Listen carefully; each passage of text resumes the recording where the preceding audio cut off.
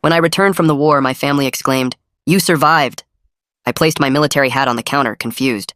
Yes, I've been due to come home for months. My mom stumbled back and grabbed the doorframe. My dad held my sister's hand while her face went ghost white. I locked eyes with each of them, and that's when I saw it. Disappointment. Clear as day. They'd always seen me as the family regret, but I was hoping deployment would change that. I was just about to surprise them with my promotion of $300,000 when my dad butted in. "Son, maybe you should extend your deployment." Suddenly, all of my family's heads turned up in anticipation of my response. I can't. I was exposed to the burn pit, and it gave me a rare form of cancer. I only have 8 months left to live.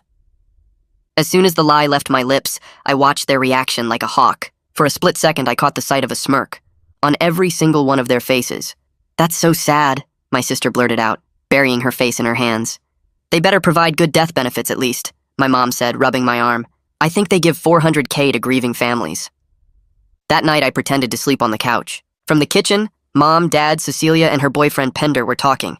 "His insurance pays out $400,000 when he goes," Mom said. "Pender, you can finally start your business," Cecilia added.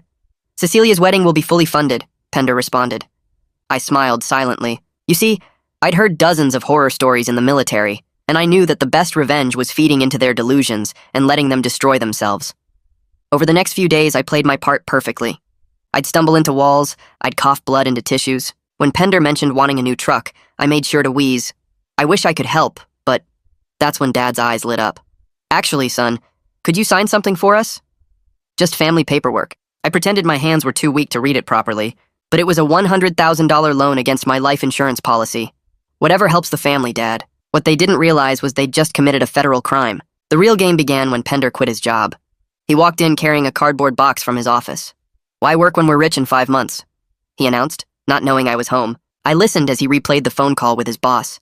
"You lazy sack of shit. You didn't even bother checking my CV, and I faked half my degree and certifications." "Pender!" Cecilia fake scolded, giggling like a maniac. A few nights later at dinner, I decided to twist the knife.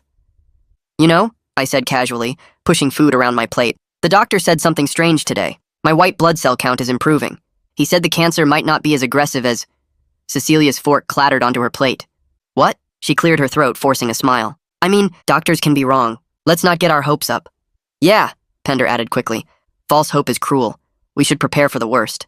I nodded slowly, but in the back of my mind, I thought about how I'd already spent my $300,000 bonus. The Mercedes AMG in storage. The downtown penthouse already furnished. Every day they thought I was at treatment. I was living my actual life. It almost made me feel guilty, until it was time for the funeral planning. Mom pulled out a literal binder.